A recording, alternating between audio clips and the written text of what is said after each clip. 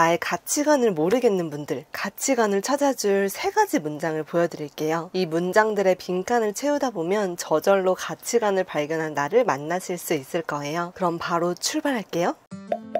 안녕하세요, 최희솔입니다. 바로 첫 번째 문장 나갈게요. 나는 어릴 때 빈칸에 푹 빠졌다. 여러분은 어린 시절 무엇에 몰입했나요? 내가 정말 좋아하는 것에 대한 힌트는 어린 시절에 숨겨져 있을 가능성이 높습니다. 왜냐하면 우리는 자라면서 사회화되기 때문이죠. 저 역시 나이가 들고 회사에 다니면서 뭐랄까 조금은 나다움의 때가 타고 사회에 동화되며 약간의 씁쓸함을 느끼고 있는데요. 사회생활을 하면서 점점 나이가 들면서는 순수한 나다움의 씨앗을 꽃피우기가 참 어려운 것 같다는 생각을 합니다. 물론 사회생활을 하며 나다움을 잃어가는 것 자체를 또 다른 나다움이 자라는 거다라고 볼 수도 있지만 어릴 때는 나다움을 지키는데 이렇게 큰 용기와 결심이 필요하지 않았는데 갈수록 나다움을 지키는 데는 엄청난 용기와 결심이 필요하달까 그렇더라고요. 그래서 어린 시절을 돌아보면 비교적 순수한 나를 만나볼 수 있는데요. 어렸을 때 여러분은 무엇을 좋아했나요? 어렸을 때 무엇에 열정을 느꼈나요?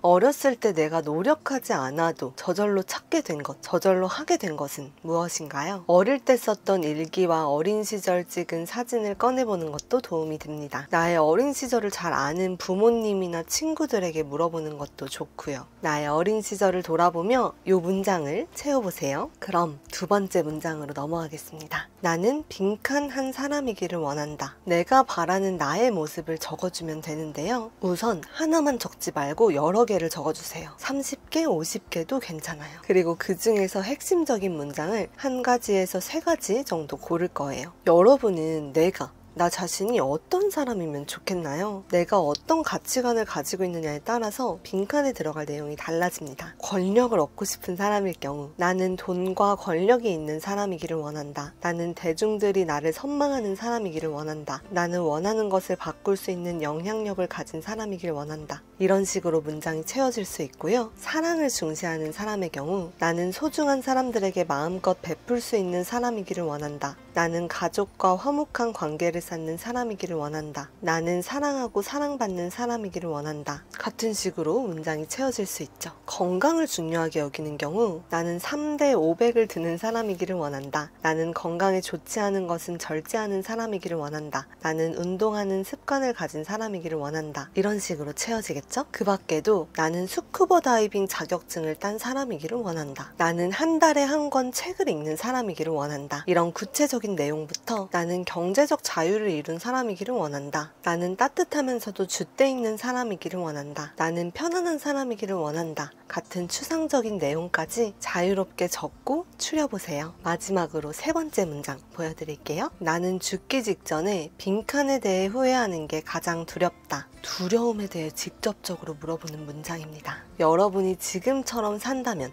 나중에 죽기 전에 무엇을 후회할 것 같으세요? 혹은 독립적으로 생각했을 때 죽기 전에 무엇에 대해 후회하는 게 두려우신가요? 두려움을 살피면 내가 원하는 것을 알 수 있습니다. 예를 들어 회사에서 잘리는 게 두렵다면 회사에서 잘리지 않고 잘 다니고 싶은 욕구를 가지고 있는 거겠죠. 친구와 사이가 틀어질 게 두렵다면 친구와 원만한 관계를 유지하길 바라는 걸 거예요. 원만한 관계를 유지하고 싶지 않다면 친구와 사이가 틀어질 게 두렵지 않겠죠. 이렇듯 두려움에서 내 욕구를 발견할 수 있는데요. 궁극적으로 여러분이 원하는 것을 발견할 수 있도록 시점을 아주 먼 미래로 가져가서 죽기 전에 어떤 것을 후회하는 게 두려울지 여쭤보았습니다. 이것도 처음에는 여러 개를 써보세요. 가볍게는 죽기 전에 배낭여행을 가지 않은 걸 후회하는 게 두렵다. 죽기 전에 더 많은 책을 읽지 않은 것을 후회하는 게 두렵다. 본질적으로는 죽기 전에 내가 원하는 삶을 살지 못해 후회하는 게 두렵다. 죽기 전에 가족과 시간을 많이 보내지 않은 걸 후회하는 게 두렵다. 죽기 전에 커리어로 최고점을 찍지 못한 걸 후회하는 게 두렵다.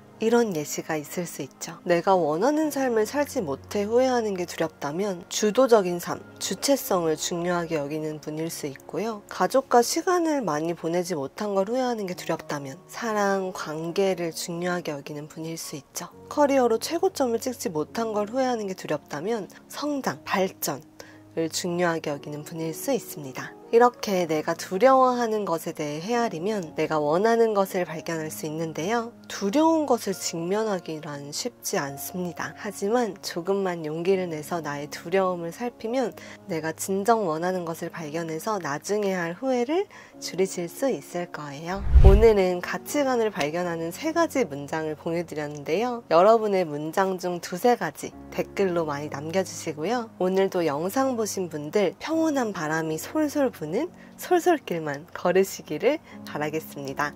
그럼 우린 또 다음 시간에 만나요. 안녕.